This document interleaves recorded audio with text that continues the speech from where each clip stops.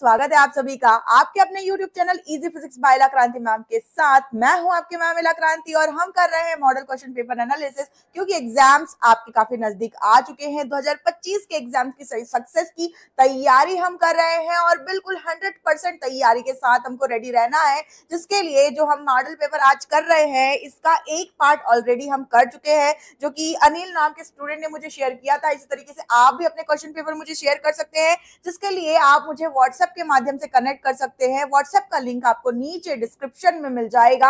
आप मुझे जरूर व्हाट्सएप में कनेक्ट करें, जहां आप मुझे अपने क्वेश्चंस भी डायरेक्ट मैसेज कर सकते हैं एंड साथ ही साथ पेपर्स भी, जो भी आपको सॉल्यूशन के लिए जरूरत है वो आप मुझे वहां पर शेयर कर सकते हैं, राइट। और इस वीडियो की लिंक ज्यादा से ज्यादा दोस्तों को शेयर करना बिल्कुल भी नहीं भूलना है, क्योंकि सारे बच्चों के लिए फिजिक्स बिल्कुल आसान बननी चाहिए और इसलिए आपको इन वीडियोस की लिंक सब तक बच्चों तक पहुंचानी होगी, जिन जिनको इनकी जरूरत है। जो फिजिक्स पढ़ रहे हैं उन सब बच्चों को इसकी जरूरत है और वीडियो को लाइक करना बिल्कुल भी नहीं भूलना है। आई होप कि आप क्लास में सब आ गए हो, तो एक बार कमेंट करके मुझे जरूर बताओ कि कौन कौन बच्चे ज्वाइन कर चुके हैं मुझे यहाँ पर। और 2 नंबर के सवाल आज हम शुरू करने वाले हैं और हम देखेंगे कि 2 नंबर के सवालों की श्रृंखला में ये क्वेश्चंस कुछ आप स्क्रीन पर देख पा रहे होंगे। तो बिना देर के हुए सीधे सीधे आ जाते हैं हम अपने प्रश्नों में। और यहाँ पर आपका 2 नंबर का पहला सवाल चैप्टर 1 से, किसी विलगित चालक को धनावेशित करने पर उसका द्रव्यमान कम हो जाता है, क्यों? और मुझे लगता है कि काफी ज्यादा सरल सवाल है, क्योंकि बहुत सारे क्वेश्चंस करने हैं।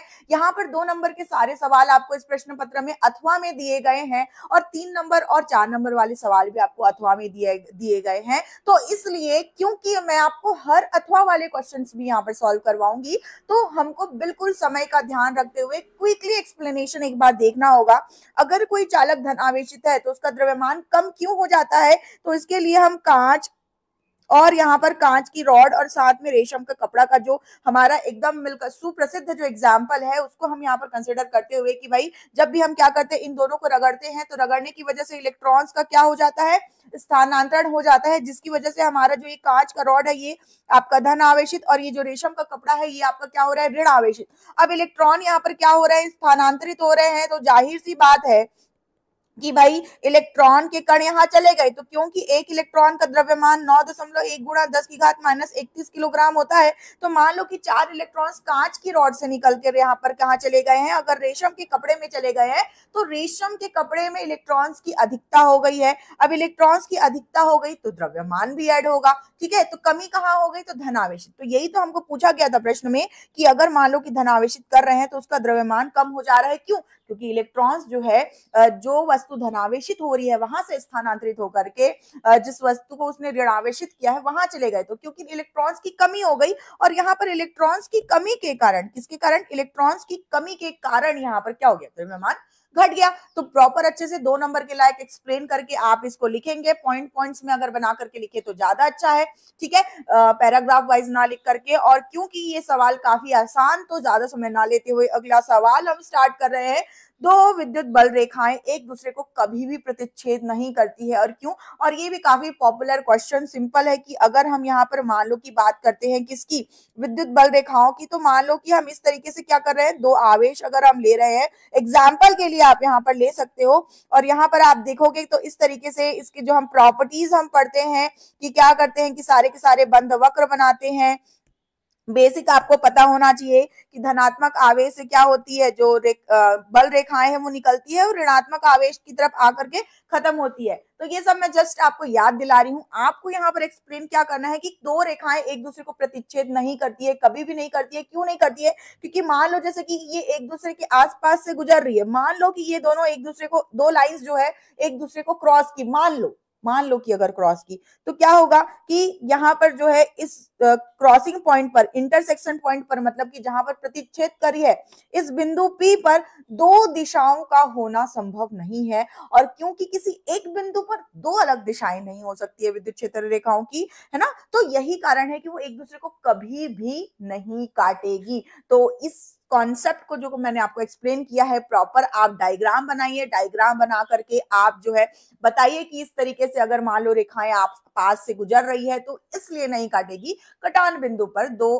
अलग विद्युत क्षेत्र की रेखाओं का दिशाओं का होना संभव नहीं है, क्योंकि होता क्या है कि जब भी हम इनके दिशाओं की बात करते हैं तो बिल्कुल स्पर्श रेखा की तरफ आपके दिशाएं होती है, ठीक है, स्पर्श रेखा की तरफ आपकी दिशाएं होती है। तो 2 नंबर का सवाल है, क्योंकि अगर 1 नंबर का क्वेश्चन होता तो सिंपल हम एक दो लाइन में लिख देते, क्योंकि अगर 2 नंबर का सवाल है तो आपको प्रॉपर कम से कम 4 से 6 लाइन या 8 लाइन आपको लिख लेना चाहिए, और इसके लिए आपको लिख लिख करके प्रैक्टिस करना चाहिए ताकि आप टाइम को अच्छे से मैनेज कर पाए, राइट। अब नेक्स्ट क्वेश्चन जो है हमारा अगला प्रश्न, विद्युत प्रतिरोध और विशिष्ट प्रतिरोध में कोई भी 2 अंतर आपको बताना है, ठीक है। तो जब हम यहाँ पर चैप्टर 3 पढ़ रहे होते हैं, जब हम विद्युत परिपथ के बारे में जान रहे होते हैं, धारा के बारे में जान रहे होते हैं, तो आपको बहुत अच्छे से पता है कि जो आपका यहाँ पर विद्युत प्रतिरोध है, ठीक है, जिसको हम आर से रिप्रेजेंट करते हैं और ये हमारा रो से रिप्रेजेंट करते हैं। तो आर बराबर ही क्या होता है, रो एल बाई ए, और यहाँ पर रो बराबर क्या हो जाएगा, तो रो आपका इसी फॉर्मूला से अगर हम इसको क्या करेंगे,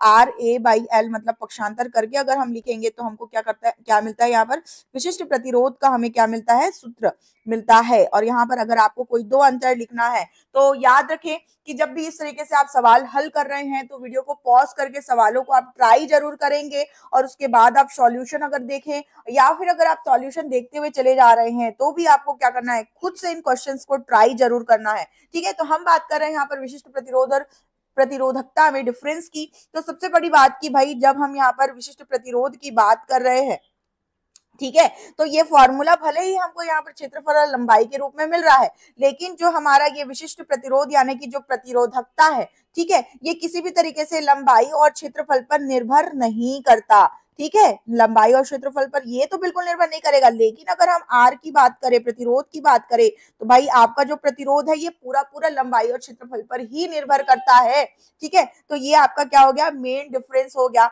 और यहाँ पर जो आपकी प्रतिरोधकता की अगर हम बात करें तो ये निर्भर किस पर करती है, तो ये आपके पदार्थ की प्रकृति पर निर्भर करती है, ठीक है, किस पर निर्भर करती है, और पदार्थ की प्रकृति पर। और यहाँ पर जो आर है वो आपका किस पर निर्भर कर रहा है, तो डेफिनेटली ये प्रतिरोधकता पर भी निर्भर कर रहा है। और अगर हम आर की बात करें तो इसके लिए जो प्रतिरोधकता होती है वो एक कांस्टेंट यानी कि फिक्स्ड वैल्यू होती है, ठीक है। तो ये क्या हो गया, अंतर। और जब समानता की बात कर रहे होते हैं तो भाई तापमान, दोनों के लिए समानता हो सकती है, यहाँ तो पूछा नहीं है लेकिन कॉन्सेप्ट के लिए आप ध्यान रख सकते हैं, क्योंकि प्रतिरोधकता में बदलाव, अगर तापमान में परिवर्तन होता है तो प्रतिरोधकता भी बदलती है, और प्रतिरोधकता कांस्टेंट होनी चाहिए, ठीक है। तो वैसे तो देखा जाए तो ओवरऑल ओम के नियम का ही ये आपका क्या होता है, ये बिल्कुल मतलब शर्त होती है कि तापमान में परिवर्तन नहीं होना चाहिए, राइट। अब हम यहाँ पर मात्रक के लिए कंपैरिजन देख सकते हैं। तो अगर हम यहाँ पर देखें मात्रक, तो आपके जो प्रतिरोध का मात्रक होता है वो ओम होता है, और जो प्रतिरोधकता का मात्रक होता है वो आपका क्या होता है, ओम मीटर होता है। तो ये भी एक डिफरेंस हो गया, ठीक है। इस तरीके से। अच्छा, एक जो थ्योरेटिकल डिफरेंस की अगर हम बात करें तो ये जो प्रतिरोध है आपका, जब भी हम किसी विद्युत परिपथ में धारा प्रवाहित करते हैं तो धारा के प्रवाह में आने वाला विरोध या रुकावट है वही आपका प्रतिरोध है। और जो प्रतिरोधकता की बात करें तो ये जो प्रतिरोध की क्षमता है, मतलब रोकने की जो क्षमता है, वो आपकी क्या कहलाती है, प्रतिरोधकता कहलाती है। तो थ्योरेटिकल मैनर में आप एक्सप्लेन कर सकते हैं। और 2 नंबर के लायक की सवाल, तो भाई 2 नंबर के लायक ही आपको आंसर करना होगा। और इसी को ध्यान में रखते हुए हम आगे अगले प्रश्न की तरफ बढ़ रहे हैं। और अगला जो प्रश्न है हमारा, देखो थोड़ा स्पीड मेंटेन रखते हुए चलना बहुत जरूरी है, काफी सारे प्रश्न हमें यहाँ पर हल करने हैं। और क्योंकि एग्जाम्स के जो टाइम है वो काफी ज्यादा नजदीक आ चुके हैं और आपको अपनी स्पीड को बढ़ा करके प्रैक्टिस करना होगा, तो बिल्कुल उसका ध्यान रखते हुए हम यहाँ पर क्वेश्चंस कर रहे हैं। अगला सवाल, किसी सेल के आंतरिक प्रतिरोध की परिभाषा लिखिए, इसका एसआई मात्रक और विमीय सूत्र लिखिए। तो भाई सेल के आंतरिक प्रतिरोध की अगर हम बात करें तो ये आपका क्या हो गया, विद्युत सेल, और हर विद्युत सेल का अपना आंतरिक प्रतिरोध जिसको हम क्या करते हैं, स्मॉल आर से रिप्रेजेंट करते हैं। अब यहाँ पर अगर आपको आंतरिक प्रतिरोध की परिभाषा पूछा है, ठीक है, तो आंतरिक प्रतिरोध को आप किस तरीके से परिभाषित कर सकते हैं कि यहाँ पर मान लो कि सेल की वजह से हमको क्या मिल रही है, विद्युत धारा मिल रही है। तो जाहिर सी बात है कि भाई सेल में जो विद्युत धारा, जो आपका मतलब विद्युत रासायनिक प्रभाव, आपका रासायनिक प्रभाव जो है, विद्युत प्रभाव में जो यहाँ पर रासायनिक ऊर्जा जो है आपकी, जो विद्युत ऊर्जा में कन्वर्ट हो रही है, जिसकी वजह से हमको सेल से क्या मिलता है, विद्युत धारा मिलता है, जिसके अंदर का जो उसका प्रतिरोध है धारा को रोकने का, वो हमारा यहाँ पर आंतरिक प्रतिरोध कहला रहा है। और अगर हमको इसको एक्सप्लेन करना है तो सेल के विद्युत धारा के प्रवाह में जो आने वाली रुकावट या आने वाला विरोध है वो आपका क्या कहलाता है, आंतरिक प्रतिरोध। तो आप लिख सकते हैं इसको, जो मैं बोल रही हूं आप नोट डाउन कर सकते हैं। जो सेल के विद्युत धारा के प्रवाह के दौरान प्रतिरोध उत्पन्न होता है वो आपका आंतरिक प्रतिरोध कहलाता है, और जो इसका मात्रक होगा वो भी आपका ओम में ही होगा, साधारण प्रतिरोध की तरह। अगर हमें यहाँ पर जो है विमा के बारे में पूछा गया है, ऐसा ही मात्रक हमने बता दिया। विमा की अगर हम बात करें तो आपकी जो विमा हो जाएगी वो हो जाएगी आपकी ml की जो पावर है 2 और t की पावर -3 और I की पावर -2, ये क्या होती है, आंतरिक प्रतिरोध की जो विमा है वो होती है। तो इस तरीके से आपको परिभाषा के साथ SI मात्रक और विमीय सूत्र लिखते हुए इस प्रश्न को हल करना है। बढ़ते हैं आगे, और अगला प्रश्न छोटा सा न्यूमेरिकल और काफी इंटरेस्टिंग न्यूमेरिकल पूछा क्या गया है, एक बार देख लेते हैं कि एक लंबा तार आपको दिया गया है जिसमें आपको क्या दिया गया है यहाँ पर, हाँ जी, तो यहाँ पर एक सीधे लंबे तार में आपको 35 एम्पियर विद्युत धारा प्रवाहित हो रही है। ठीक है, अब यहाँ पर तार से अगर 20 सेंटीमीटर की दूरी पर स्थित किसी बिंदु पर चुंबकीय क्षेत्र का परिमाण आपको ज्ञात करना है, तो कैसे आप ज्ञात कर सकते हैं। तो इसके लिए देखो, ये डेरिवेशन भी कभी पूछता है और कभी आपको जो है न्यूमेरिकल्स भी पूछ देता है। अब यहाँ पर जो तार दी गई है ये एक सीधा तार है जो कि अनंत लंबाई का हो सकता है, क्योंकि यहाँ पर तार की लंबाई नहीं दी गई है। ठीक है, यहाँ पर क्या दिया गया है, तार में जो धारा प्रवाहित हो रही है वो 35 एम्पियर की धारा दी गई है, और इस तार से आपको जो है कितने सेंटीमीटर की दूरी पर, तो 20 सेंटीमीटर की दूरी पर किसी पी बिंदु पर आपको चुंबकीय क्षेत्र ज्ञात करना है। तो बायो-सेवर्ट के नियम का अनुप्रयोग, पहला अनुप्रयोग जिसका डेरिवेशन भी आपको 5 नंबर का पूछा जाता है। इन सभी सवालों को वीडियो पॉज करके आप जरूर ट्राई करें, या फिर वीडियो खत्म हो जाने के बाद सारे प्रश्नों को ट्राई करें, पर आपको प्रैक्टिस जरूर करना है। इस बात का जरूर ध्यान रखना है, समय देना है और सॉल्व करना है। अगर मैं यहाँ पर सूत्र की बात करूं तो एक बार जल्दी से मैं चाहूंगी कि बच्चे कमेंट सेक्शन में लिख करके बताएं कि सीधे धारावाही चालक तार के लिए चुंबकीय क्षेत्र की तीव्रता अगर निकालनी है उसके लिए सूत्र क्या होता है। एक बार क्विक कमेंट्स देखना चाहूंगी मैं सभी बच्चों के कमेंट सेक्शन में। Okay great, very nice. तो यहाँ पर मैं आप लोगों को बता देती हूँ कि सूत्र क्या होता है। तो म्यू नॉट बटे 4 पाई 2I बाई डी आप इसको लिख सकते हैं, या फिर आप इसको लिख सकते हैं म्यू नॉट बटे 2 पाई और ये I बाई डी। ठीक है, तो जिस भी रूप में आप लिखना चाहे आप लिख सकते हैं। हल करना होगा यहाँ पर आपको, क्योंकि आपको धारा यहाँ पर दी गई है और तार की दूरी भी आपको दी गई है। तो इसको हम रखेंगे 0.2 गुणा 10 की घात -2 मीटर के रूप में, और यहाँ पर मान लो कि म्यू नॉट बटे 4 पाई की बात करें तो 10 की घात -7 यहाँ पर हो जाएगा, और ये हो जाएगा 2 गुणा 35 बटे आपका हो जाएगा 0.2 गुणा 10 की घात -2। ठीक है, अब ये आपका जो है घात अगर सॉल्व होगा तो ये ऊपर आपका 10 की घात -5 आ जाएगा, और यहाँ से 2 और 2 कैंसिल करेंगे और यहाँ से आपका ये क्या हो जाएगा 3.5। तो 3.5 गुणा 10 की घात -5 टेस्ला विद्युत क्षेत्र की जो तीव्रता हमें ज्ञात करनी थी ऑलरेडी हम ज्ञात कर चुके हैं, और ये आपके इस प्रश्न का उत्तर हो गया है। अगर आपको 2 नंबर का पूछा उसके बावजूद आपको इसको प्रॉपर एक्सप्लेनेशन कैसे देना है, तो आपको प्रश्न में क्या दिया गया है, तो प्रश्न में दिया गया है, ठीक है, ये आप लिखेंगे, उसके बाद हमें ज्ञात है। ठीक है, तो ये आपको बहुत जरूरी है, न्यूमेरिकल के लिए स्टेप्स लिखने बहुत जरूरी है, क्योंकि भाई आंसर्स कॉन्सेप्ट पता होना एक पहली बात हो गई, आप उसको रिप्रेजेंट एग्जाम में किस तरीके से कर रहे हैं ये दूसरी और ज्यादा इंपॉर्टेंट बात हो गई। क्योंकि जो टॉपर्स आंसर्स में जो अच्छे मार्क्स जिनको मिलते हैं, पूरे के पूरे जिनको मार्क्स मिलते हैं, वो क्योंकि उनका रिप्रेजेंटेशन अच्छा होता है इसलिए उनको मिलता है। तो दिया क्या गया है, हमें ज्ञात किया गया है, और कौन सा कॉन्सेप्ट हम इस्तेमाल कर रहे हैं उसके लिए सूत्र जो है हमारे पास वो हम लिखेंगे, फिर उसके बाद आंसर है तो प्रॉपर बॉक्स में लिख करके आपको आंसर लिखना है यहाँ पर कि भाई जो हमें यहाँ पर प्राप्त हुआ है क्या, कि जो चुंबकीय क्षेत्र का परिमाण है वो 3.5 गुणा 10 की घात -5 टेस्ला हमें मिला है। तो प्रॉपर इस तरीके से आपको लिखना होगा। अगर आप थ्योरेटिकल क्वेश्चन अटेम्प्ट कर रहे हैं तो वहां पर भी रिप्रेजेंटेशन बहुत इंपॉर्टेंट है, जिसके लिए मैं आपको बार बार बता रही हूँ, इस चीज का ध्यान रखना है। कई बार क्या होता है कि बच्चे कॉम्पिटिशन एग्जाम की तैयारी कर रहे होते हैं, उनको कॉन्सेप्ट और सॉल्यूशंस पता होते हैं, लेकिन क्योंकि उनका रिप्रेजेंटेशन अच्छा नहीं होता, इसलिए जो होशियार बच्चे हैं वो भी कम नंबर उनको एग्जाम में मिलते हैं। ऐसे कई बच्चों के साथ हुआ है। तो इन बातों का ध्यान जरूर रखें, जो खासकर जो काफी ज्यादा केवल और केवल कंपटीशन एग्जाम को फोकस करके तैयारी कर रहे हैं उनके लिए, क्योंकि बोर्ड और कंपटीशन एग्जाम में डिफरेंस है भाई, रिप्रेजेंटेशन इंपॉर्टेंट है यहाँ आपका। ठीक है, नो शॉर्ट ट्रिक, पूरा एक्सप्लेनेशन के साथ आपको रिप्रेजेंटेशन के साथ एक्सप्लेन करना होगा। और अगला प्रश्न भी न्यूमेरिकल है यहाँ पर। तो व्योमस्थ खींचे क्षैतिज बिजली के तार में 90 एम्पियर की विद्युत धारा पूर्व से पश्चिम की तरफ जा रही है। तो देखो 36 तार है यहाँ पर, और इस 36 तार में क्या है, 90 एम्पियर की धारा क्या हो रही है, यहाँ पर पूर्व से पश्चिम की तरफ प्रवाहित हो रही है। और यहाँ पर हमें क्या दिया गया है कि तार के 1.5 मीटर नीचे, मतलब मान लो कि ये तार है और इससे 1.5 मीटर नीचे किसी बिंदु पर, मान लो कि हम यहाँ पर पी बिंदु ले रहे हैं, इस बिंदु पर हमें चुंबकीय क्षेत्र का परिमाण जो है वो ज्ञात करना है। आप देख सकते हैं कि इसके पहले भी हमको चुंबकीय क्षेत्र की तीव्रता के लिए ही जो है क्वेश्चन पूछा गया था, और यहाँ पर भी एक टॉपिक से 2 सवाल आपको पूछे गए हैं, जो कि काफी ज्यादा इंपॉर्टेंट है। आपको इस चीज का ध्यान रखना, सेम फॉर्मूला यहाँ पर भी लगेगा, और ये अथवा वाले प्रश्न हैं, तो आपको तो दो में से कोई एक ही अटेम्प्ट आप कर सकते हो, ठीक है। अब यहाँ पर जब हम फॉर्मूला लगाएंगे तो हमको जो है μ0/4 पाई की जगह हम लिख सकते हैं 10⁻⁷, और यहाँ पर क्योंकि हमको धारा का मान 90 एम्पियर दिया हुआ है और दूरी हमको 1.5 मीटर की दी गई है, वैल्यूज हमने यहाँ पर रख दी है। अब इन वैल्यूज को रख के जैसे ही अगर हम सॉल्व करते हैं तो आंसर क्या हो जाएगा, यहाँ पर ये आप जो है इसको लिख सकते हैं क्या, इसको अगर आप सॉल्व करेंगे तो इसको आप लिख सकते हैं 1.2 गुणा 10⁻⁵ टेस्ला, आपका क्या आ जाएगा, आंसर आ जाएगा। तो आई होप कि आप लोगों ने कैलकुलेशन कर लिया होगा और आपको भी आंसर जरूर मिल गया होगा, ठीक है।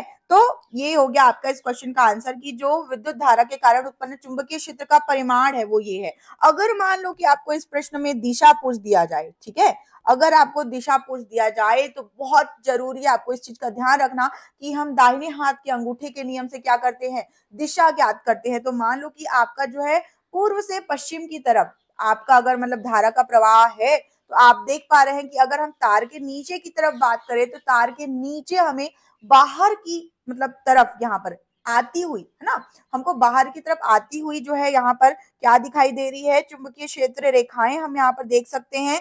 काल्पनिक रेखाएं जो होती है वो बाहर की ओर, तो नीचे हम बाहर की ओर को इस तरीके से, अगर मान लो कि अंदर की ओर बात करें तो अंदर की ओर हम क्रॉस साइन से दर्शाते हैं। तो अगर मान लो कि तार के ऊपर पॉइंट पर पूछा तो वहां पर अंदर की ओर जा रही है तो उसको हम क्रॉस पॉइंट से दर्शाएंगे, और अगर पी पॉइंट पर पूछा तो वहां पर तार के नीचे की तरफ बाहर से आ रही है, क्योंकि हम दाहिने हाथ के अंगूठे का नियम यहाँ पर लगाते हुए दिशा ज्ञात कर रहे हैं, ठीक है। तो इस बात का ध्यान रखना है। अगला प्रश्न है, संधारित्र दिष्ट धारा को रोकता है, संधारित्र दिष्ट धारा को रोकता है जबकि उच्च आवृत्ति की प्रत्यावर्ती धारा को गुजरने देता है, क्यों, ठीक है। तो सोचेंगे, इस क्वेश्चन को हल करेंगे, वीडियो को पॉज करके हल करें या सारे प्रश्न को एक साथ हल करें, लेकिन हल जरूर करना है, ध्यान दीजिएगा, बिल्कुल बहुत इंपॉर्टेंट क्वेश्चन है, अच्छा कॉन्सेप्चुअल क्वेश्चन है ये। संधारित्र हमने एक लिया है और जैसे ही हम इस संधारित्र में क्या करते हैं, दिष्ट धारा को अगर प्रवाहित करते हैं तो ये दिष्ट धारा को बहने से रोक देता है, जबकि प्रत्यावर्ती धारा को बहने देता है, क्यों? तो जब हम यहाँ पर दिष्ट धारा की बात करते हैं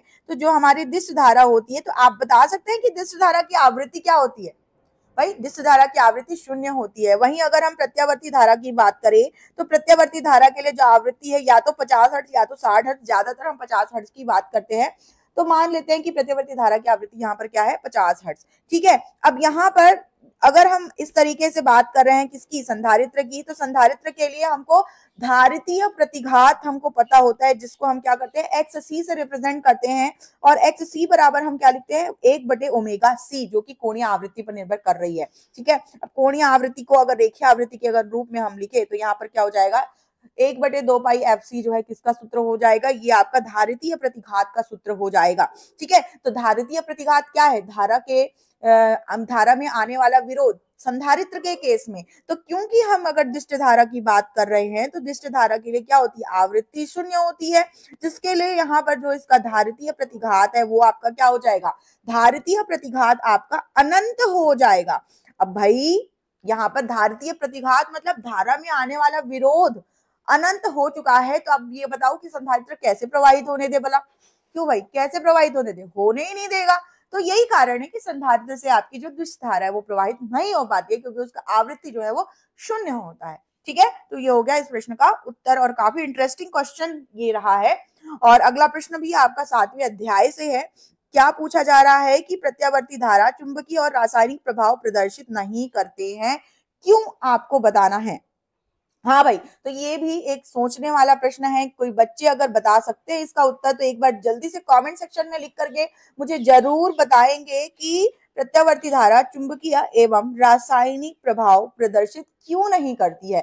जबकि हम लोगों ने क्या पढ़ा था कि मान लो कि हमने जब गतिमान आवेश तथा चुंबकत्व पढ़ा था, जब हम विशिष्ट धारा के बारे में पढ़ रहे थे, तो जब जैसे ही धारा प्रवाहित होती है तो धारा के प्रवाह के कारण क्या होता है कि इसके चारों तरफ चुंबकीय क्षेत्र तो उत्पन्न होता ही है, साथ ही साथ विद्युत क्षेत्र भी उत्पन्न होता है, क्योंकि हम इसके चारों तरफ विद्युत प्रभाव महसूस करते हैं। तो यहाँ पर विद्युत और रासायनिक दोनों मतलब विद्युत प्रभाव महसूस करते हैं, चुंबकीय प्रभाव भी महसूस करते हैं। तो यहाँ पर जो है विद्युत और चुंबकीय प्रभाव होते हैं, ठीक है। लेकिन अगर हम बात करें कब प्रत्यावर्ती धारा की, तो आपको पता है कि जब हम इस तरीके से प्रत्यावर्ती धारा को रिप्रेजेंट करें, ठीक है, तो प्रत्यावर्ती धारा के केस में यहाँ पर क्या हो रहा है कि यहाँ पर आवृत्ति बार बार बदल रही है, एक बार धनात्मक दिशा में तो उतनी ही ऋणात्मक दिशा में जा रही है। तो इनके लिए अगर हम औसत मान की बात करें धारा के, तो क्योंकि प्रत्यावर्ती धारा के लिए जो इनका औसत मान है वो क्या होता है, शून्य होता है, ठीक है। अब औसत मान अगर शून्य है, क्या है आपका, ये औसत मान अगर आपका शून्य है, तो यहां पर जहां भी धारा प्रवाहित हो रही है तो इसके चारों तरफ कोई भी चुंबकीय प्रभाव उपस्थित नहीं होगा, ना ही कोई रासायनिक प्रभाव उपस्थित होगा। और यही कारण है कि उनका औसत मान धारा का शून्य होता है, प्रत्यावर्ती धारा का औसत मान शून्य होता है। इसी कारण से वो क्या है कि किसी भी तरीके से चुंबकीय प्रभाव या रासायनिक प्रभाव को प्रदर्शित नहीं करते हैं। और इसी के साथ ये प्रश्न भी हमारा कंप्लीट होता है। अगला प्रश्न है हमारा, सबसे कम आवृत्ति वाली विद्युत चुंबकीय तरंग का नाम और एक उपयोग आपको यहाँ पर बताना है। और विद्युत चुंबकीय तरंग के लिए मैंने जो भी बच्चे मुझसे जुड़े हुए हैं, मैंने व्हाट्सएप ग्रुप में ऑलरेडी थ्योरीज सारी भेजी हुई है कि आपको इस चैप्टर में सिर्फ इन थ्योरीज को याद ध्यान रखना है। आपको या लिख लिख के प्रैक्टिस कर सकते हो या आप याद रख सकते हो, ऑलरेडी मैंने आप लोगों को पढ़ाया हुआ है। जो बच्चे लगातार मुझसे जुड़े हुए हैं, यहाँ पर आपको कम आवृत्ति वाले विद्युत चुंबकीय तरंग के बारे में पूछा जा रहा है। तो भाई जो सबसे कम आवृत्ति होती है वो होती है रेडियो तरंग की। इस रेडियो तरंग की जो आवृत्ति होती है ये 3 किलो हर्ट्ज से 300 गीगाहर्ट्ज के रेंज की होती है। कहां से 3 किलोहर्ट्ज से 300 गीगाहर्ट्ज के रेंज की होती है। और इनके तरंग दैर्ध्य की बात करें तो इनकी जो तरंग दैर्ध्य है वो 1 mm से लेकर के 100 किलोमीटर तक के रेंज की होती है। तो मतलब इनकी तरंग दैर्ध्य बहुत ही ज्यादा और आवृत्ति बहुत ही कम होती है, क्योंकि ऑब्वियस सी बात है कि तरंग दैर्ध्य और आवृत्ति जो है एक दूसरे के व्युत्क्रमानुपाती होते हैं। और यहाँ पर जो है अगर हम बात करें इनके उपयोग की, ठीक है, तो वैसे तो एक उपयोग पूछा है, चाहे आपको 2 उपयोग भी पूछ सकते हैं। तो इनके बहुत सारे उपयोग है, जैसे कि आपके जो AM और FM वेव्स जो है, ठीक है, AM और FM रेडियो तरंगों में क्या मतलब AM और FM रेडियो तरंग ही इस्तेमाल किए जाते हैं इनमें। और जितने भी मतलब कि आपके दूर संचार या संचार से रिलेटेड, कम्युनिकेशन सिस्टम से रिलेटेड, जैसे आपका फोन हो गया, रेडियो हो गया, रडार सिस्टम हो गया, सारे के सारी जगह कहाँ क्या इस्तेमाल किया जाता है, तो सारे के सारी जगह में आपके रेडियो तरंग जो है इस्तेमाल किए जाते हैं। जिसकी वजह से आप मुझे देख पा रहे हैं, विजुअल या ऑडियो आप जो सुन पा रहे हैं, देख पा रहे हैं, वो सारे रेडियो तरंगों की वजह से ही संभव हो पा रहा है। यहाँ तक कि अगर आप कोई रिमोट कार अगर आप खेल रहे हैं, कोई भी रिमोट आप खिलौना अगर देख रहे हैं या फिर टीवी का रिमोट अगर देख रहे हैं, तो वहां पर भी रेडियो तरंग के कारण ही जो है कम्युनिकेशन संभव हो पाता है, संचरण तरंगों का संचरण संभव हो पाता है। तो ये हो गया इस प्रश्न का उत्तर। अगला प्रश्न हम देख लेते हैं। तो विस्थापन धारा की परिभाषा आपको बताना है और इसका सूत्र आपको लिखना है, ठीक है। तो अगर हम बात कर रहे हैं यहाँ पर विस्थापन धारा की, तो बहुत इंपॉर्टेंट कॉन्सेप्ट मैक्सवेल जी ने हमें दिया था। इसके पहले जो है एम्पियर का परिपथीय नियम जब हम लोगों ने देखा था, तो एम्पियर के परिपथीय नियम में बताया गया था कि जो मान लो कि एम्पीरियन लूप में जो अगर चुंबकीय क्षेत्र की अगर हम बात करते हैं, तो उनका जो रेखीय समाकलन है वो क्या होता है कि वहां पर उस तार में जो धारा बह रही है उसके म्यू नॉट गुना होता है। बाद में मैक्सवेल जी ने इसको करेक्ट करके बताया कि यहाँ पर तार में बहने वाली धारा के कारण बस नहीं होता है, तार में बहने वाली धारा को तो हम आगे चल करके चालन धारा करके अलग से नाम देते हैं, जिसको IC से रिप्रेजेंट करते हैं। और यहाँ पर चालन धारा के साथ साथ जो है विस्थापन धारा भी होती है। और ये विस्थापन धारा क्या होती है, तो जो विस्थापन, ये चालन धारा के बारे में पहले समझते हैं कि जो चालन धारा है वो गतिमान आवेशों के कारण बहने वाली धारा है, जबकि ये विस्थापन धारा ये गतिमान आवेशों के कारण धारा नहीं है। ये गतिमान आवेशों के कारण जो धारा बह रही है, जिसका मान समय के साथ साथ क्या हो सकता है, परिवर्तनशील हो सकता है, जिसकी वजह से आपका जो विद्युत क्षेत्र है वो आपका परिवर्तनशील हो सकता है। तो आप लिख सकते हैं कि जो परिवर्तनशील विद्युत क्षेत्र के कारण धारा उत्पन्न होती है, जो परिवर्तनशील चुंबकीय क्षेत्र के कारण धारा उत्पन्न होती है, उसको हम कहते हैं विस्थापन धारा। अब ये परिवर्तनशील विद्युत क्षेत्र ही आपके परिवर्तनशील चुंबकीय क्षेत्र के उत्पन्न होने का क्या होता है, कारण होता है, जिसको हम यहाँ पर क्या कर रहे हैं, विस्थापन धारा को आईडी से रिप्रेजेंट कर रहे हैं, क्योंकि विद्युत क्षेत्र में परिवर्तन की वजह से ही आपका चुंबकीय क्षेत्र में परिवर्तन होगा, जिसकी वजह से समय के साथ आपका क्या बदलेगा, फ्लक्स बदलेगा, जिसको फैराडे के नियम के द्वारा दिया जाता है। और यहाँ पर जो है एम्पियर के इस सूत्र को जो है विस्थापन धारा के कॉन्सेप्ट के आते ही इसको क्या किया, मैक्सवेल जी ने करेक्ट करके बताया कि आप जो है इस सूत्र को इस तरीके से लिखेंगे IC प्लस ID। और यहाँ पर जो विस्थापन धारा होती है, तो विस्थापन धारा के लिए सूत्र ID बराबर हम क्या लिखते हैं, ID बराबर हम लिखते हैं epsilon naught d phi by dt हम लिखते हैं। ये आपका क्या है, विस्थापन धारा का सूत्र है। ठीक है, तो आपको परिभाषा भी लिखनी थी और क्योंकि आपको विस्थापन धारा का सूत्र भी लिखना था। ठीक है, तो ये आपको लिखना है। और ये क्वेश्चन अगर आपको 3 नंबर के लिए पूछा गया, हो सकता है आपको पूछा जाए, तो उसके लिए आप इसका छोटा सा डेरिवेशन है वो भी आप कर सकते हैं। अगर आप जानना चाहते हैं तो नीचे कमेंट सेक्शन में लिखे, तो मैं अलग से बताऊंगी, या हो सकता है किसी ना किसी मॉडल पेपर में वो कवर हो जाए, लेकिन आप इसका डेरिवेशन भी प्रिपेयर रखें 3 नंबर के सवाल के लिए। ठीक है, अगला प्रश्न, हाइड्रोजन परमाणु में केवल एक ही इलेक्ट्रॉन है। ठीक है भाई, हाइड्रोजन परमाणु में तो एक ही इलेक्ट्रॉन है, किंतु उसके उत्सर्जन स्पेक्ट्रम में कई रेखाएं होती है, क्यों, ये आपको बताना है। ठीक है, तो ये सवाल आपका 12वें अध्याय से जब आप हाइड्रोजन परमाणु के बारे में पढ़ते हो तो आप सबको पता है कि उसमें एक इलेक्ट्रॉन होता है, लेकिन हम जब उसके उत्सर्जन स्पेक्ट्रम की बात करते हैं तो ये जो उत्सर्जन स्पेक्ट्रम्स है ये आपकी एक कक्षा से दूसरी, तीसरी, चौथी, पांचवी और nवीं कक्षा तक के जो है क्या कर सकते हैं, ये इलेक्ट्रॉन्स जो है वो अपने ऊर्जा स्तर को बदल के क्या कर सकते हैं, जा सकते हैं। तो मान लो कि ये पहली कक्षा, दूसरी कक्षा, तीसरी कक्षा, चौथी कक्षा और इस तरीके से आपकी अनंत तक की यहाँ पर कक्षाएं हैं। ठीक है, अब होगा क्या, जैसे कि मान लो कि हाइड्रोजन का इलेक्ट्रॉन यहाँ पर है, तो क्या करेगा, मान लो कि जैसे ही यहाँ पर क्या है कि इनको आयनन ऊर्जा प्राप्त होगी, आयनीकरण ऊर्जा प्राप्त होगी, तो वैसे ही क्या करेंगे, ये एक कक्षा से अपने ऊपर ऊर्जा स्तर, मतलब निम्न ऊर्जा स्तर से, ये आपके मान लो कि निम्न ऊर्जा स्तर है, तो निम्न ऊर्जा स्तर से कहाँ चले जाते हैं, उच्च ऊर्जा स्तर में चले जाते हैं, उच्च ऊर्जा स्तर। अब क्योंकि होता क्या है कि इलेक्ट्रॉन तो एक है, लेकिन जब ये निम्न से उच्च ऊर्जा स्तर की तरफ जा रहे होते हैं, ठीक है, तो वहां पर आपका क्या होता है, वहां पर बहुत सारे स्पेक्ट्रम्स बनते हैं। ठीक है, तो क्योंकि ये बहुत सारे स्पेक्ट्रम वहां पर उत्सर्जित हो रहे हैं, इसलिए जो एक इलेक्ट्रॉन है वो कई सारे स्पेक्ट्रम्स हमको उत्सर्जित करके देता है, जिसकी वजह से वहां पर आपको क्या दिखाई जाती है, क्या दिखाई पड़ती है, बहुत सारी उत्सर्जन में उत्सर्जन के बाद बहुत सारी स्पेक्ट्रम की कई सारी रेखाएं आपको दिखाई पड़ती है। इसी तरीके से आप और भी रेखाएं बना सकते हैं, जैसे कि ये आगे अगर जा रहा है तो इस तरीके से आगे जा रहा है, तो ये वापस से भी अपने उच्च ऊर्जा स्तर से वापस से निम्न ऊर्जा स्तर में वापस भी आ जाता है, लेकिन हर बार आप देख पा रहे हैं कि इनकी स्पेक्ट्रम रेखाएं बहुत सारी बन रही है। अच्छा जी, एक चीज और आपको बताना चाहूंगी एड ऑन करके, कि मान लो आपके पास हाइड्रोजन परमाणु है, तो वहां पर हाइड्रोजन परमाणु में एक इलेक्ट्रॉन है, लेकिन जहां पर हाइड्रोजन परमाणु का स्रोत होगा वहां पर असंख्य परमाणु होंगे। क्या होंगे, हाइड्रोजन के असंख्य आपके परमाणु होंगे।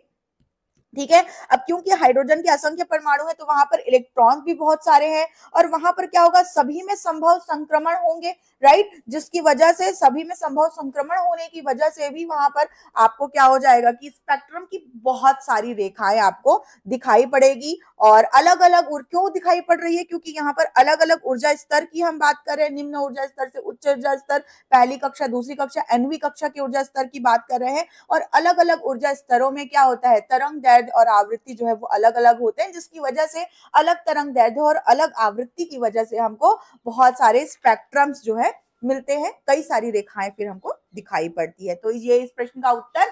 अगला प्रश्न हमारा है, नाभिकीय संलयन अभी तक एक प्रायोगिक तथा नियंत्रित स्रोत के रूप में क्यों प्रयुक्त नहीं हुआ है, ये आप लोगों को बताना है। हाँ जी, तो यहाँ पर जब हम नाभिकीय ऊर्जा की बात करते हैं तो हम दो चीजें देखते हैं इससे रिलेटेड, आपने 1 नंबर का सवाल भी देखा था, है ना, तो नाभिकीय संलयन और नाभिकीय विखंडन। नाभिकीय संलयन जब दो हल्के नाभिक मिलकर के क्या बनाते हैं, भारी नाभिक बनाते हैं, तो वो आपका नाभिकीय संलयन कहलाता है। और जब क्या होता है कि जो दो एक भारी नाभिक में अगर हम क्या करें, न्यूट्रॉन्स की बमबारी करें, तो ये क्या होता है, दो हल्के नाभिकों में टूट जाता है। और दोनों ही कंडीशंस में बहुत अधिक मात्रा में क्या उत्पन्न होती है, ऊर्जा उत्पन्न होती है। ये घटनाएं नाभिकीय संलयन और नाभिकीय विखंडन के नाम से हम जानते हैं। और इसको हम नाभिकीय ऊर्जा में इसलिए पढ़ते हैं क्योंकि इसमें बहुत प्रचुर मात्रा में हमको क्या प्राप्त होती है, ऊर्जा प्राप्त होती है। लेकिन जब हम इनका प्रायोगिक इस्तेमाल करने का बात कर रहे हैं, तो यहाँ पर जो है नाभिकीय विखंडन का हम नाभिकीय रिएक्टर्स में इस्तेमाल करते हैं, क्योंकि ये नियंत्रित किए जा सकते हैं। क्यों नियंत्रित किए जा सकते हैं, क्योंकि ठीक है यहाँ पर भी उच्च ताप और उच्च दाब तो चाहिए होता है, लेकिन नाभिकीय संलयन की तुलना में कम। ठीक है, तो इस वजह से मतलब नाभिकीय ऊर्जा उत्पन्न करने के लिए हम विखंडन का तो यूज कर सकते हैं, लेकिन क्योंकि जब संलयन की बात करें तो यहाँ पर इतनी ज्यादा अधिक ऊर्जा चाहिए होती है, 10 करोड़ डिग्री तापमान का मतलब उच्च ताप आपको यहाँ पर चाहिए होता है, और उसी तरीके से उच्च दाब भी चाहिए होता है। तो प्राकृतिक रूप में सूर्य में नाभिकीय संलयन की अभिक्रिया होती है, और भाई इतनी उच्च ताप और इतना उच्च दाब जो है वो सूर्य में ही संभव हो पाए। अगर हम यहाँ पर इसको करते हैं तो ये फिर हमारे बस की बात नहीं होगी, ये हमारे नियंत्रण से बाहर हो जाएगा, और इसीलिए ये क्या है, हमारे लिए अनियंत्रित अभिक्रिया है, और इसीलिए इसका प्रायोगिक रूप में इस्तेमाल नहीं किया जाता है, क्योंकि वो काफी डेंजरस हो सकता है। क्योंकि वैसे भी नाभिकीय विखंडन ही बहुत डेंजर होता है, ये इसको बहुत दूर दराज के इलाके में जो है नाभिकीय रिएक्टर्स को बनाया जाता है, क्योंकि वो जो विकिरण निकलते हैं, है ना, रेडियो एक्टिव पदार्थों से, वो हमारे लिए अच्छे नहीं होते, पर्यावरण के लिए भी अच्छे नहीं होते हैं, और इसीलिए जो है आपका ये नाभिकीय संलयन जो है प्रायोगिक रूप से नहीं किया जाता है। ठीक है, संभव नहीं है। ठीक, चलो ये प्रश्न भी आपका यहीं पर पूरा होता है, और इसको अच्छे से एक्सप्लेन करो, पॉइंट पॉइंट में एक्सप्लेन करो। 2 नंबर का सवाल है तो कम से कम 4 पॉइंट्स आप लिखो।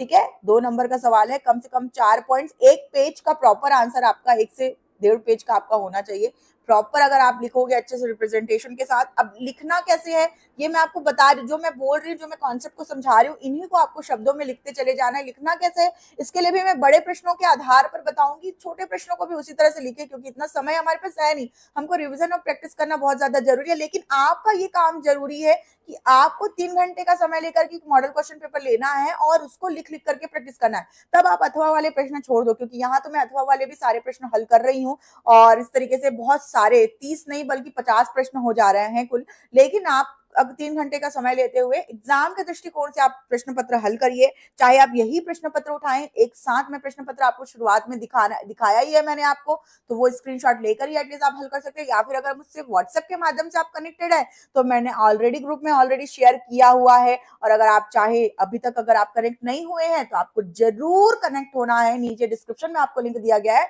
और वहां एक बार कनेक्ट होने से फिर मैं आपको पर्सनल गाइडेंस मेंटरशिप जो है प्रोवाइड करती हूँ, तो ज्यादा आपको बिल्कुल भी परेशान होने की जरूरत नहीं होगी। ठीक है जी, अब इसके बाद जो अगला प्रश्न हमारा, निज एवं बाह्य अर्धचालक में कोई भी 2 अंतर आप लोगों को लिखना है। ठीक है, 2 नंबर का सवाल है। आपको यहाँ पर क्या पूछा गया है, हाँ भाई क्या पूछा गया है, तो रूलर ले लेते हैं, जब हमारे पास रूलर है तो क्यों ना रूलर हम ले ले। ठीक है, तो यहाँ पर आपको जो है निज और बाह्य अर्धचालक में अंतर आपको पूछा गया है।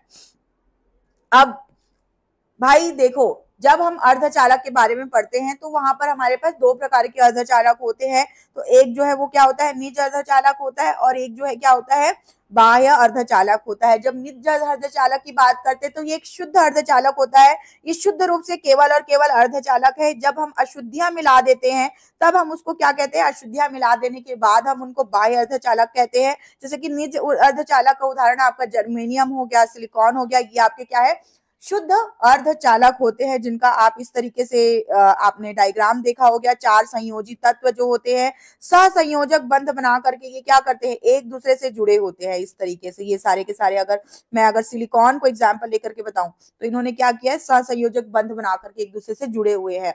ठीक है, अब जब हम बाह्य अर्धचालक की बात करते हैं तो बाह्य अर्धचालक के केस में क्या होता है कि यहाँ पर जो सिलिकॉन के मतलब जो सिलिकॉन के परमाणु है, ठीक है, तो यहाँ पर क्या किया गया, सिलिकॉन के परमाणु में जो है बीच में जो है पंच संयोजी या फिर तीन संयोजी तत्व जैसे हम लोगों ने मिला दिया अशुद्धि के रूप में, तो होता क्या है कि यहाँ पर जो इनके जैसे कि मान लो कि हमने यहाँ पर 5 संयोजी तत्व फास्फोरस मिला दिया फॉर एग्जाम्पल, ठीक है, तो हुआ क्या कि यहाँ पर इसके 5 संयोजी तत्व है, तो 4 तो सहसंयोजक बंध बना लिए सिलिकॉन के मतलब जो संयोजिक इलेक्ट्रॉन है उनके साथ, लेकिन एक वहां पर एक्स्ट्रा रह गया। अगर मान लो 3 संयोजी तत्व की बात करें तो 3 संयोजी में 3 तो क्या करेंगे, सिलिकॉन के साथ सहसंयोजक बंध बना लेंगे, पर वहां पर सिलिकॉन का एक इलेक्ट्रॉन एक्स्ट्रा बच जाएगा।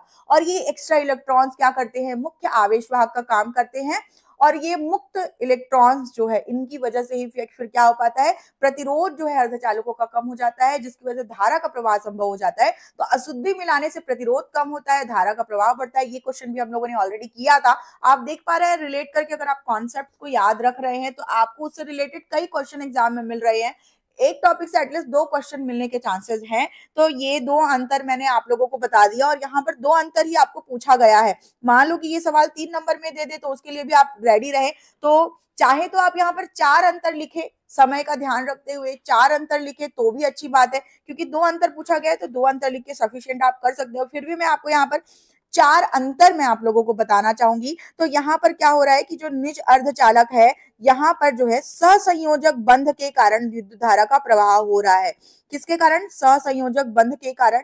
लेकिन हम बात करें जब किसकी, बाह्य अर्धचालक की, तो बाह्य अर्धचालक के केस में अशुद्धियां मिलाने के बाद, अशुद्धियों के बाद जो मुक्त इलेक्ट्रॉन्स हमको मिल रहे हैं, ठीक है, इन मुक्त इलेक्ट्रॉन्स की वजह से या फिर मुक्त यहाँ पर हमको होल्स भी मिलते हैं, तो इन होल्स और इलेक्ट्रॉन्स की वजह से क्या होता है, धारा का प्रवाह संभव हो पाता है। तो ये एक हो गया। और तीसरा इसका जो नहीं सॉरी चौथा जो है इसका एक आप ये भी लिख सकते हैं कि हम जो है यहाँ पर चालन बैंड और संयोजकता बैंड की बात करते हैं। ये आपका संयोजकता बैंड, ये आपका चालन बैंड हो गया, कंडक्शन बैंड जिसको बोलते हैं, इसको हम वैलेंस बैंड भी बोलते हैं। तो यहाँ पर फर्मी ऊर्जा स्तर की बात करते हैं, तो निज अर्धचालक के लिए जो फर्मी ऊर्जा स्तर है इन दोनों के केंद्र पर रहता है। लेकिन अगर हम बात करें किसके लिए, बाह्य अर्धचालक के लिए, तो यहाँ पर इनके लिए जो फर्मी ऊर्जा स्तर है ये जो है केंद्र पर नहीं होता, या तो ये संयोजकता बैंड की तरफ होगा या तो ये चालन बैंड की तरफ होगा। एन और पी दोनों प्रकार के अर्धचालकों के लिए अलग अलग होता है, ठीक है। तो यहीं पर ये प्रश्न भी कंप्लीट होता है, और अगला प्रश्न भी इसी से जुड़ा हुआ है। अगला प्रश्न, पी प्रकार का अर्धचालक और एन प्रकार का अर्धचालक, इन दोनों के बीच में आपको क्या करना है, अंतर स्पष्ट करना है। तो मैं लास्ट पॉइंट से ही कनेक्ट करते हुए यहाँ पर बात करूंगी। तो ये जैसे कि मान लो पी प्रकार हो गया और ये एन प्रकार, तो सबसे पहली बात, जो पी प्रकार का हमारा अर्धचालक होता है इसमें हम क्या करते हैं, 3 संयोजित तत्व जब हम सिलिकॉन मटेरियल में यानी कि अर्धचालक तत्व में जब हम मिलाते हैं तो हमको पी प्रकार का अर्धचालक मिलता है। जब हम 5 संयोजी तत्व मिलाते हैं तो एन प्रकार का अर्धचालक मिलता है। पी प्रकार तीन संयोजी तत्व कौन कौन से हैं, तो बोरॉन हो गया, एल्यूमिनियम हो गए। इनका जो आप आवर्त सारणी में देखेंगे तो ये वाली पूरी लाइन आपके 3 संयोजी तत्व होते हैं। और इसके अलावा जो फास्फोरस हो गया, है ना, फास्फोरस हो गया, आर्सेनिक हो गया, और वो जो पूरी लाइन है ये आपकी क्या होती है, पंच संयोजी तत्वों की होती है, ठीक है। अब देखो यहाँ पर क्या होता है कि जब यहाँ पर क्या करेंगे, यहाँ पी प्रकार के जो अर्धचालक जो है यहाँ पर, ठीक है, क्या होगा, 3 संयोजी तत्व वाले जब यहाँ सिलिकॉन में अंदर अशुद्धि के रूप में मिलेंगे तो उसके क्या है कि जो 3 मतलब इसके जो 3 संयोजी इलेक्ट्रॉन्स है वो तो क्या करेंगे, सिलिकॉन के साथ यहाँ पर सहसंयोजक बंध बना लेंगे।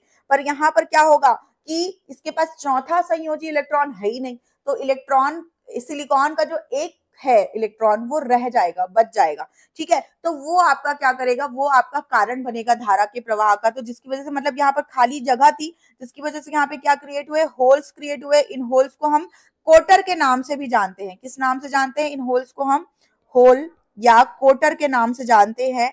तो इनके कारण यहाँ पर धारा प्रवाहित होती है, मतलब पी प्रकार के अर्धचालकों में होल्स या कोटर के कारण धारा प्रवाहित होती है। तो बहुसंख्यक आवेशवाहक, होल्स या कोटर भी हम जिनको कहते हैं वो बहुसंख्यक आवेशवाहक होते हैं। और यही चीज अगर हम एन टाइप के अर्धचालक के लिए बात करें तो क्योंकि जब हम यहाँ पर 5 संयोजी तत्वों को मिलाते हैं तो यहाँ पर क्या होती है, मुक्त इलेक्ट्रॉन्स एक्स्ट्रा होते हैं और यहाँ पर इलेक्ट्रॉन्स की अधिकता होती है, और इसलिए बहुसंख्यक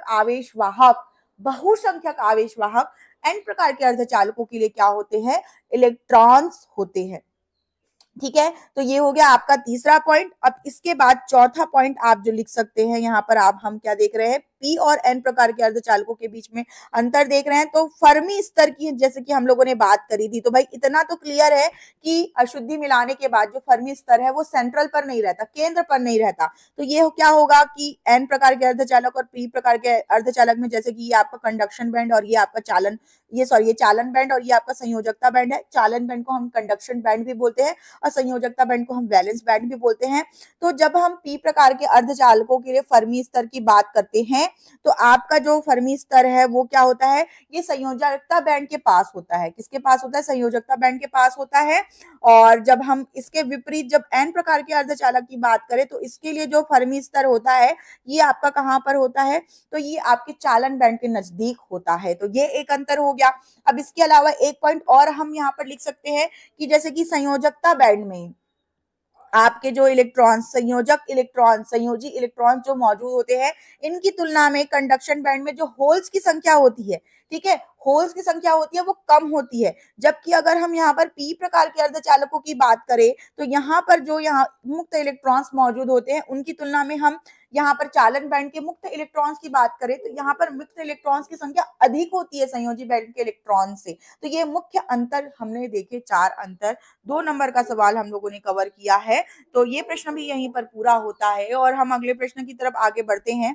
तो जो यहाँ पर अगला प्रश्न है ये हमारा विद्युत धारा वितरण से संबंधित किरचॉफ के नियम की यहाँ पर बात हो रही है। बेटा ये प्रश्न जो है हमारा 3 नंबर का है। अब हम 3 नंबर के सवालों की श्रृंखला में हैं और आई होप कि आज के लेक्चर में हम ज्यादा से ज्यादा क्वेश्चन कवर कर पाए हैं। 3 नंबर के सवाल भी हम हल करने की कोशिश करेंगे, फिर बाकी बचे हुए सवाल हम नेक्स्ट सेशन में करेंगे जिसमें आपको 3 और 4 दोनों ही तरह के सवालों को, 3 नंबर वाले और 4 नंबर वाले दोनों तरह के सवालों को हम हल करवाएंगे यहाँ पर। तो यहाँ क्वेश्चन में किरचॉफ के नियमों को लिखिए, आपको पूछा गया है। देखो भाई 3 नंबर का है तो सबसे पहले तो आप किरचॉफ के नियम का यहाँ पर एक्सप्लेनेशन दे देना एंड आई होप कि आप लोगों को ये बहुत अच्छे से पता होगा, बट फिर भी ठीक है मैं आप लोगों को यहाँ पर एक्सप्लेन कर रही हूँ। ध्यान से सुनिएगा, बिल्कुल ध्यान से सुनिएगा, बहुत इंपॉर्टेंट है। सबसे पहली बात भाई कि हम विद्युत परिपथ में किरचॉफ के नियमों का इस्तेमाल जो है विद्युत परिपथों को सॉल्व करने के लिए हम करते हैं। हम ओम के नियम का इस्तेमाल भी विद्युत परिपथों को सॉल्व करने के लिए कर रहे थे, लेकिन जब हम ओम के नियम का इस्तेमाल कर रहे थे तो वहां पर परिपथ की जटिलताएं नहीं थी, मतलब बहुत ही सरल परिपथ हुआ करते थे। लेकिन आगे आगे धीरे धीरे क्या होगा कि जो परिपथ है उनकी जटिलताएं बढ़ेंगी, ठीक है। तो जटिल परिपथ को सॉल्व करने के लिए क्या करना पड़ेगा, कुछ तो भी हमको खोजना पड़ेगा। तो भाई रॉबर्ट किरचॉफ नाम के जो हमारे साइंटिस्ट है तो उन्होंने हमें फिर आगे चल करके यहाँ पर किरचॉफ के नियम दिए जिसकी सहायता से हम क्या कर सकते हैं, जटिल परिपथों को भी सॉल्व कर सकते हैं। यही आपका क्या कहलाया, किरचॉफ का नियम कहलाया। किरचॉफ का नियम 2 है, दो नियम है आपका। तो एक नियम है आपका क्या, संधि नियम जिसको हम कहते हैं, संधि नियम, या फिर हम इसको धारा नियम के नाम से भी जानते हैं। और जो दूसरा हमारा है, ठीक है, दूसरा हमारा है वो है हमारा क्या, वोल्टता नियम, ठीक। तो जब इनको हम समझे तो पहले तो आपको करना क्या है, 1 नंबर के लिए आप किरचॉफ का नियम क्या है उसको प्रॉपर अच्छे से एक्सप्लेन कर दो, ठीक है, जिसमें आप 2 नाम आप लिख दो कि एक संधि नियम हो गया और एक आपका क्या हो गया, एक आपका वोल्टेज नियम हो गया या वोल्टता नियम आप इसको लिख सकते हैं, ठीक है। अब इसके बाद या इसको हम लूप नियम के नाम से भी जानते हैं, तो बेहतर है कि आप इसको लूप नियम लिखे। एक आपका संधि नियम और दूसरा आपका क्या हो गया, लूप नियम, जिसको इंग्लिश में हम एक संधि नियम को किरचॉफ करंट्स लॉ जो कि धारा पर आधारित होता है और इसको जो है हम किरचॉफ वोल्टेज लॉ, है ना, जिसको जो वोल्टता पर आधारित होता है ना। तो इसको इस प्रकार से भी हम समझते हैं। अब इसके बाद आप यहाँ पर शुरू करेंगे, पहला आपको यहाँ पर लिखना है संधि नियम यानी कि किरचॉफ करंट लॉ, ठीक है, धारा नियम जिसको हम कहते हैं। अब इसको प्रॉपर ये आपका 1 नंबर का एक्सप्लेनेशन होगा कि भाई यहाँ पर क्या होता है, संधि नियम का मतलब ये होता है कि मान लो कि यहाँ पर क्या है कि कोई एक संधि है, संधि पर मतलब कि बहुत सारी शाखाएं आपकी मिल रही है। तो यहाँ पर मैंने क्या बनाया, एक संधि पॉइंट P बनाया, ठीक। आप देख पा रहे हैं कि यहाँ पर आपको धारा की 4 शाखाएं दिखाई दे रही है। धारा की क्या शाखाएं दिखाई दे रही है, 4 शाखाएं, जिसको हम लोगों ने इस तरीके से नाम दे दिया है, ठीक है। अब यहाँ पर इस संधि पॉइंट पर क्या हो रहा है, सभी शाखाओं से जो धारा प्रवाहित हो रही है उन सभी धाराओं का जो बीजगणितीय योग है वो 0 है। यही आपका क्या है, धारा नियम या फिर संधि नियम है। मतलब कि किसी संधि बिंदु पर किसी संधि पॉइंट पर जहां पर परिपथ की बहुत सारी शाखाएं मिल रही है, उस संधि पॉइंट पर क्या होगा, मतलब जितनी भी धाराएं प्रवाहित हो रही है उन सभी धाराओं का बीजगणितीय योग शून्य होगा। ये एक एक्सप्लेनेशन। दूसरी भाषा में हम इसको ऐसे एक्सप्लेन कर सकते हैं कि इस संधि पॉइंट पर, ठीक है, इस संधि पॉइंट पर जितनी भी आने वाली धाराओं का योग है, ठीक है, आने वाली धाराओं का योग वो क्या है, बराबर है आपके जाने वाली धाराओं के। किसके बराबर है, तो जाने वाली धाराओं के बराबर है। तो आने वाली धारा बराबर जाने वाली धारा, शॉर्टकट में आप याद रख सकते हैं, लेकिन लिखना शॉर्टकट में नहीं है, लिखना आपको प्रॉपर एक्सप्लेनेशन के साथ ही लिखना है, ठीक है। तो इसलिए आप ध्यान दीजिएगा। अब इसके बाद आप फॉर एग्जाम्पल इस तरीके से लिख सकते हैं, फॉर एग्जाम्पल, और एग्जाम्पल के रूप में आप यहाँ पर एक्सप्लेन करेंगे। एग्जाम्पल बराबर मतलब एग्जाम्पल आपको लिखना है यहाँ पर, तो एग्जाम्पल आपको यहाँ पर लिखना होगा इस तरीके से डायग्राम बना करके, और इस डायग्राम में आप देख सकते हैं यहाँ पर कौन सी धारा आ रही है। देखो, आ रही है और जा रही है, तो दोनों में से किसी को भी एक को आप धनात्मक ले सकते हैं और एक को आप ऋणात्मक ले सकते हैं। तो मान लो कि हम यहाँ आने वाली धाराओं को क्या ले रहे हैं, धनात्मक।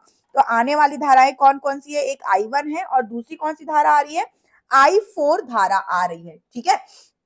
तो इन दोनों आने वाली धाराओं को हमने जोड़ दिया, और ये बराबर होंगी किसकी, तो जाने वाली धाराओं के बराबर होंगी। ये आपका क्या हो गया, जाने वाली धाराएं, ठीक है। तो ये यहां से आपको पता चल रहा है कि आने वाली धाराएं बराबर जाने वाली धाराएं, और इस तरीके से इनका यूज कैलकुलेशंस में किया जाता है। आगे आने वाले जो व्हीटस्टोन सेतु, मीटर सेतु और बहुत सारी चीजें जो होती है ना, जो भी हम पढ़ते हैं आगे के कॉन्सेप्ट, उन सभी जगहों में आपके किरचॉफ के नियम का इस्तेमाल किया जाता है। जो व्हीटस्टोन सेतु आप पढ़ेंगे, जो कि जिसका सवाल भी आपको इस क्वेश्चन पेपर में मिलेगा, वो आपके किरचॉफ के नियम का ही अनुप्रयोग है। तो ये एक हो गया आपका। दूसरा आपको लिखना है किरचॉफ वोल्टेज लॉ, यानी कि लूप नियम, ठीक है। तो यहाँ पर लूप नियम में जैसे कि आपको शब्द से पता चल रहा है वोल्टेज लॉ, वोल्टता का नियम। तो जैसे वहां पर धाराओं का बीजगणितीय योग शून्य हो रहा था, वैसे यहाँ पर क्या है कि अगर मान लो कि एक लूप है, ठीक है। आई होप कि आप लूप का मतलब समझ रहे होंगे। अगर नहीं समझते तो मैं एक बार आपको डायग्राम में एक्सप्लेन कर देती हूँ। जैसे कि मान लो यहाँ पर हमने एक सेल लगा रखी है, मान लो 10 वोल्ट की बैटरी हमने लगाई है, ये आपके पास 2 प्रतिरोध है, ये क्या बन गया, एक लूप बन गया। और मान लो कि अगर हम यहाँ पर एक और प्रतिरोध जोड़ देते, है ना, और यहाँ पर भी एक प्रतिरोध जुड़ा होता, तो ये क्या हो जाता, आपका दूसरा लूप हो जाता।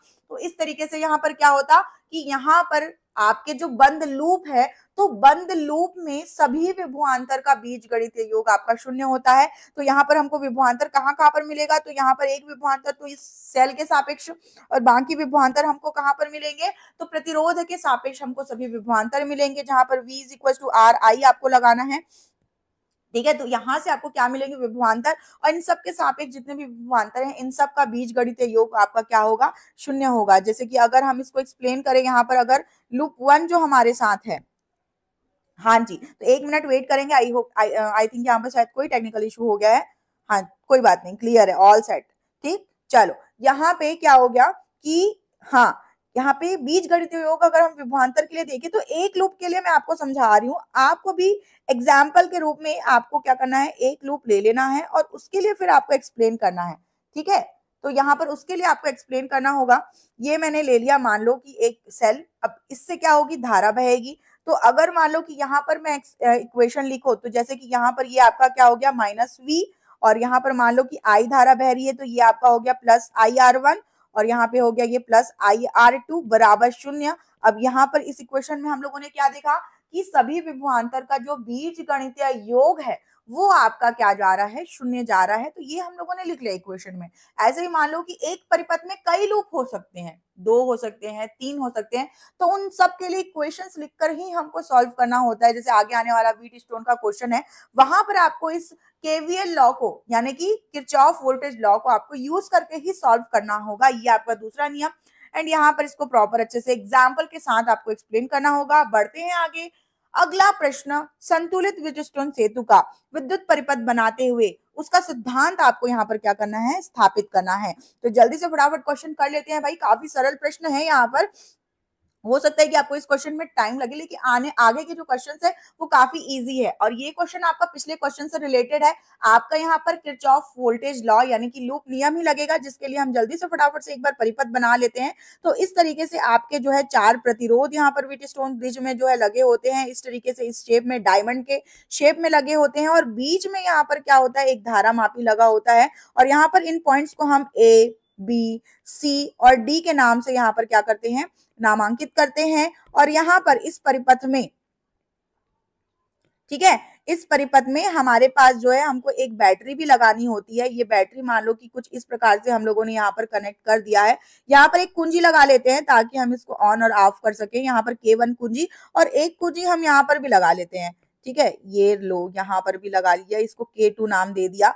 और यहाँ पर जो इन प्रतिरोधों को नाम दे देते हैं हम PQ, और ये हो गया, सॉरी, ये हो गया आपका PQ और ये हो गया R और S।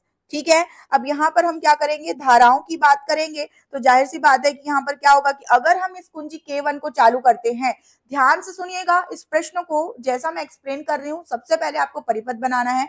परिपथ बनाने के बाद थ्योरी को आपको लिखते जाना है कि हमने यहाँ पर एक विद्युत परिपथ लिया, इस प्रकार से हमने डायमंड शेप का परिपथ बनाया, 4 प्रतिरोध हमने जोड़े, PQRS हम लोगों ने नाम दिया, ABBC CD और AD बराबर आप यहाँ पर PQRS प्रॉपर जो जो आपने नाम दिया है उसको थ्योरी फॉर्म में आपको एक्सप्लेन करते जाना है। उसके बाद क्योंकि हम लोगों ने यहाँ पर एक सेल भी जोड़ा है जहां पर हमने एक K1 कुंजी लगा रखी है, और जैसे ही हम कुंजी को यहाँ पर ऑन करते हैं तो कुंजी को ऑन करते ही यहाँ पर क्या हो जाएगा कि यहाँ पर धारा प्रवाहित होगी, और धारा प्रवाहित होने से यहाँ पर क्या हो जाएगा, धारा आपका यहाँ पर जाएगा ये I1, और मान लो कि यहाँ पर I2 धारा जा रही है। ठीक है, धारा मापी के सापेक्ष IG हम धारा लेते हैं क्योंकि ये हमारा धारा मापी यानी कि गैल्वेनोमीटर यहाँ पर लगा हुआ है। इस शाखा में धारा क्या हो जाएगी, तो ये हो जाएगी I1 माइनस IG।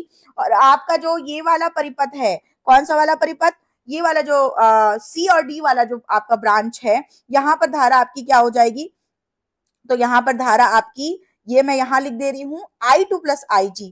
ठीक है, अब ये सारी धारा कुल मिलाकर के वापस से I धारा यहाँ पर आ रही है। तो इस तरीके से धाराओं का जो यहाँ पर वितरण है वो हम लोगों ने देखा प्रॉपर पूरे अच्छे तरीके से। और ये पूरा आपको थ्योरेटिकल फॉर्म में क्या करना है, एक्सप्लेन करना है थ्योरेटिकल फॉर्म में। ठीक है, अब जब हम लोगों ने धाराओं का वितरण देखा तो वहां पे बिल्कुल आपने किरचॉफ करंट लॉ के इस्तेमाल से ही धाराओं का वितरण देखा। अब लगेगा यहाँ पर लूप नियम। ठीक है, तो आप यहाँ पर देखेंगे तो ये आपका पहला लूप और ये आपका दूसरा लूप हो गया। दोनों लूप में हम क्या करेंगे, लूप नियम लगाएंगे, जिसके सहायता से हम क्या करेंगे, इसके सिद्धांत को जो है स्थापित कर पाएंगे। ठीक है, तो जैसे कि अब देखो अगले स्लाइड में मुझे लिखना होगा, आप यहाँ पर डायग्राम को ध्यान से देखेंगे। यहाँ पर हमारे पास दो लूप जो है A B C और A, ये आपका क्या हो गया, लूप 1। और यहाँ पर जो B C D B जो है ये आपका क्या हो गया, लूप 2। ठीक है, तो आगे मैं स्टेप लिख रही हूँ। तो सबसे पहले मैं यहाँ पर लिख रही हूँ लूप 1 में। ठीक है, लूप 1 में हम यहाँ पर क्या लगाएंगे, किरचॉफ वोल्टेज लॉ का हम यहाँ पे इस्तेमाल करेंगे, लूप नियम का हम यहाँ पर इस्तेमाल करेंगे। तो हमारा इक्वेशन क्या हो जाएगा, तो इक्वेशन के लिए हमको वापस से पिछली स्लाइड में जाना होगा और ध्यान से डायग्राम को देखिए। सबसे पहले धारा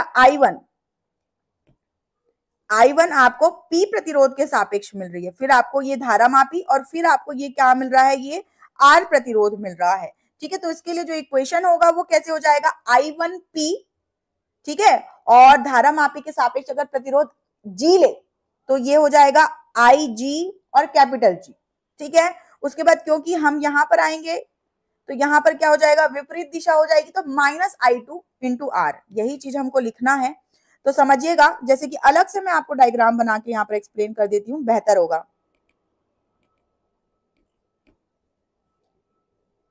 ये हो गया हमारा, है ना, ये हमने देखा A B D और ये A, हमारे पास यहाँ पर है P और यहाँ पर R, यहाँ पर I1 और यहाँ पर हमारे पास क्या है, I2, यहाँ पर IG धारा और यहाँ पर मान लो प्रतिरोध G। अब इसके लिए इक्वेशन हमने लिखा, क्या हो जाएगा, I1P। ठीक है, देखो जहां से हमने चलना शुरू किया तो वहां से हमने प्लस लेते हुए हम चले, फिर उसके बाद क्या हुआ, IG और ये कैपिटल G। अब क्योंकि हम जब यहाँ पर पहुंचे तो हमें यहाँ पर विपरीत दिशा से धारा आती हुई दिखी, तो इसलिए हम यहाँ पर ऋणात्मक चिन्ह ले लिए, क्या, I2 और ये हो गया R बराबर 0। तो ये लग गया आपका लूप नियम, लग गया। ठीक है। इसी तरीके से हम क्या करेंगे, लूप 2 जो हमारा है, ठीक है, तो एक बार फटाफट से हम लूप 2 भी हम बना लेते हैं। ये हमारा धारा मापी और ये आपका क्या हो गया, लूप 2, बी सी डी और बी, यहां पर हमारे पास क्या है, क्यू, और यहाँ पर है हमारे पास एस। धारा कौन सी बह रही है, तो यहाँ पे हमारे पास बह रही है I1 माइनस IG, और यहाँ पर हमारे पास बह रही है I2 प्लस IG, राइट। अब ये हो गया। अब इसका एक्सप्लेनेशन कैसे दे, तो यहाँ पर लूप नियम लगाएंगे तो कैसे लग जाएगा, ये लग जाएगा हमारा I1 माइनस IG किसके सापेक्ष, कौन से प्रतिरोध के सापेक्ष, तो Q प्रतिरोध के सापेक्ष। फिर हम आए यहाँ पर, तो यहाँ पर हमको धारा विपरीत दिशा में मिल रही है, तो इसको हम लिखेंगे ऋणात्मक चिन्ह के साथ। ये क्या हो जाएगा, I2 माइनस IG। अब यहाँ पर किसके सापेक्ष है, तो S के सापेक्ष। उसके बाद हमारे पास यहाँ पर भी धारा का विपरीत दिशा हमको यहाँ पे मिलेगा, तो IG और कैपिटल G बराबर 0। यहाँ लग गया लूप का नियम, किरचॉफ के नियम का सेकंड लॉ का अनुप्रयोग हो गया ये। अब इस तरीके से जब हम लोगों ने इक्वेशन देखा, इसके बाद क्योंकि हमको करना क्या है, यहाँ पर जो हमारा ये व्हीटस्टोन से परिपथ है ना, इसके लिए हमको सिद्धांत को स्थापित करना है। और सिद्धांत को यहाँ पर स्थापित करने के लिए हमें करना क्या होगा, यहाँ पर हमको संतुलन की अवस्था कंसिडर करनी होगी। और संतुलन की अवस्था में होता क्या है, ध्यान से समझना कि जो हम लोगों ने ये व्हीटस्टोन ब्रिज का जो डायग्राम बनाया है, यहाँ पर संतुलन की स्थिति में धारा मापी के सापेक्ष जो धारा है, धारा मापी के सापेक्ष जो धारा वो 0 होनी चाहिए, ठीक है। तो संतुलन की स्थिति बनेगी। अब इसके लिए हमको करना क्या होता है, उसी के लिए हम ये पूरा व्हीटस्टोन सेतु का कॉन्सेप्ट देख रहे हैं।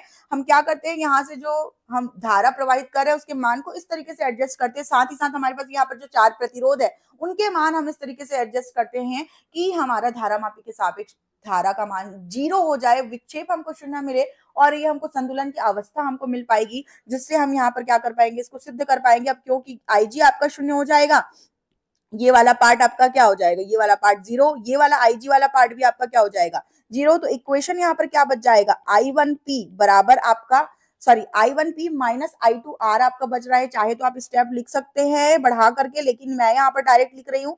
ये आपका इस तरीके से हो जाएगा, और यहाँ पर क्या हो जाएगा, I1Q बराबर आपका हो जाएगा I2S जो बचेगा। आप इनको 2-3 स्टेप्स में लिख सकते हैं, है ना। अब इसको हम कैसे लिख सकते हैं, तो ये आपका हो जाएगा क्या, I1P, या फिर आप इसको लिख सकते हो क्या, I2 बाई I1 बराबर आप क्या लिख सकते हो उसको, P बाई R। उसी तरीके से यहां पर भी आप लिख सकते हो क्या, I2 बाई I1 बराबर आप क्या लिख सकते हो, Q बाई S। अब आप देख पा रहे हो कि अगर हम इन दोनों ही इक्वेशंस को देखें, ये आपका पहला इक्वेशन और ये आपका दूसरा इक्वेशन, इनको आप कर सकते हो इक्वेट। और जैसे ही आप यहाँ पर इनको इक्वेट करोगे तो आपको क्या मिलेगा, P बाई Q बराबर R बाई S। और यही हमको क्या करना था, यही सिद्धांत हमको स्थापित करना था कि यहाँ पर अगर हम इनको देखें तो ये आपका क्या हो गया, जैसे आमने सामने की जो भुजाएं हैं इनका जो गुणनफल है वो क्या होता है, बराबर होता है। या फिर हम इनको लिख सकते हैं P बाई Q बराबर R बाई S, जो हम लोगों ने यहाँ पर परिपथ बनाया था, ठीक है। इस परिपथ में हमको इस चीज को क्या करना था, एक्सप्लेन करना था, और इस चीज को आपको प्रॉपर अच्छे से एक्सप्लेन करते हुए लिखना है। और क्योंकि ये 3 नंबर का सवाल है तो समय का ध्यान रखते हुए 5 नंबर के लायक आंसर लिखने ना बैठ जाना। 3 नंबर का है तो 3 नंबर के लायक ही लिखना, और उसका ध्यान रखते हुए मैं आपको इसको 3 नंबर के अकॉर्डिंग ही क्या कर रही हूँ, उसको एक्सप्लेन कर रही हूँ, ठीक है। तो आगे आने वाले जो क्वेश्चंस है, बायो सेवर्ट का नियम, काफी इजी प्रश्न है, पर क्योंकि समय हो चुका है तो हम आगे आने वाले प्रश्न जो है वो अगले सेशन के लिए यहाँ पर जो है छोड़ देते हैं। नेक्स्ट सेशन भी तो हम लोगों को करना है, और जितने भी बचे हुए क्वेश्चंस हैं ये सारे क्वेश्चंस जो है हम क्या करेंगे, जो हमारे आने वाले सेशन लेक्चर होगा इस मॉडल पेपर एनालिसिस का लेक्चर नंबर 3, उसमें हम कवर करेंगे। तो आज के सेशन में बस इतना ही। जाने से पहले चैनल को सब्सक्राइब करना और बेल आइकॉन हिट करना बिल्कुल भी नहीं भूलना है, और वीडियो को लाइक जरूर करेंगे, क्योंकि आपके 2025 के सक्सेस की तैयारी, 100% सक्सेस की तैयारी यहाँ पर चल रही है। और ज्यादा से ज्यादा बच्चों तक इस वीडियो को शेयर करें ताकि वो भी अपने सक्सेस की तैयारी में पार्टिसिपेट कर पाए, यहाँ पर खासकर फिजिक्स के लिए, जिसको बहुत ही आसान बना करके यहाँ पर मैं आपके लिए रिप्रेजेंट कर रही हूँ। और आप मुझसे व्हाट्सएप के माध्यम से भी जुड़ सकते हैं। जो भी आपकी रिक्वायरमेंट है, जो भी नीड है, क्वेश्चन पेपर है, क्वेश्चंस है, वो आप मुझे डायरेक्टली यहाँ पर शेयर कर पाएंगे, कनेक्ट रह पाएंगे, जिससे आपको मेरी डायरेक्ट मेंटरशिप आपको मिल पाएगी, राइट। तो इसी के साथ आज का ये सेशन यहीं पर खत्म होता है। नेक्स्ट लेक्चर में हम मिलेंगे, और तब तक के लिए बाय गाइस।